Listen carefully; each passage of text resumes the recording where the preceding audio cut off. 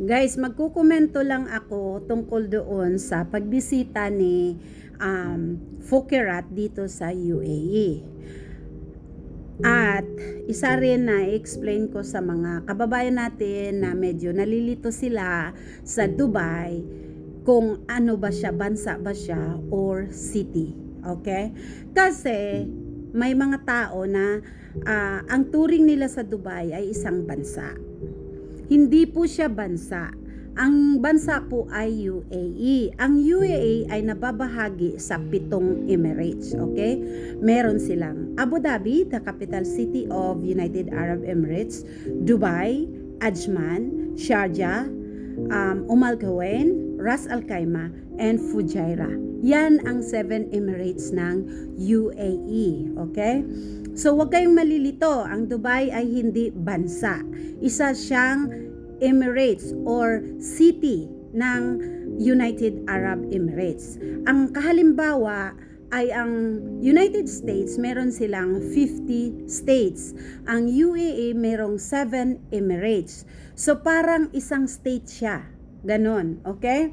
Tapos, ang Dubai, naitala siyang isang the capital of tourists of the world. The capital tourist of the world. Yun yung malinaw, okay?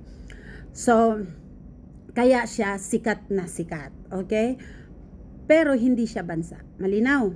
And second thing, yung pagpunta ni Fokerat dito, ang haba ng explanation ko, ay hindi po yung napabalik siya sa Pilipinas agad, ay hindi po yung dahil siya ay bakla, dahil siya ay mukhang babae, pero ang gender niya ay lalaki. Hindi dahil siya ay naka-makeup, hindi po. Marami po ditong katulad niya na isang bakla, okay? Wala pong diskriminasyon sa UAE. Bakla ka, tumboy ka, lalaki ka, babae ka, it doesn't matter. Kahit nga edad dito, hanggang 65 years old, pwede kang magtrabaho, okay? Wala pong diskriminasyon, in short. Ang naging problema kay Fokerat, sabi nung mga kasama niya, sa napanood kong mga video, ay pumasok siya sa ladies toilet. Yun po yun, bawal na bawal ang isang lalaki mag-CR sa toilet ng babae.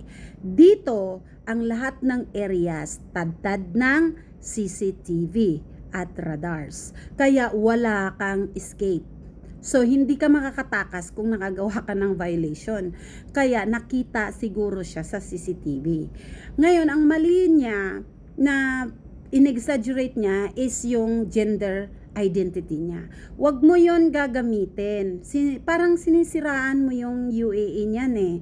Hindi po, yung gender identity mo, wala pong kinalaman yon.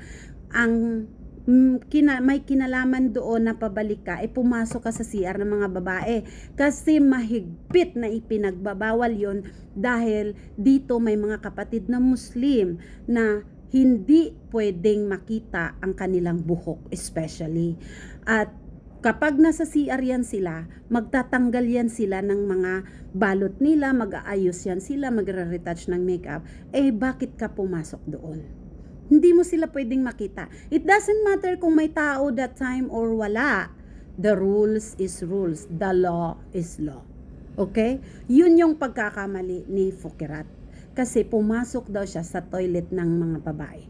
Pero yung sabihin niya na dahil doon sa gender identity niya, wag mong ipangalandakan yun, girl, or anong itawag ko sa'yo.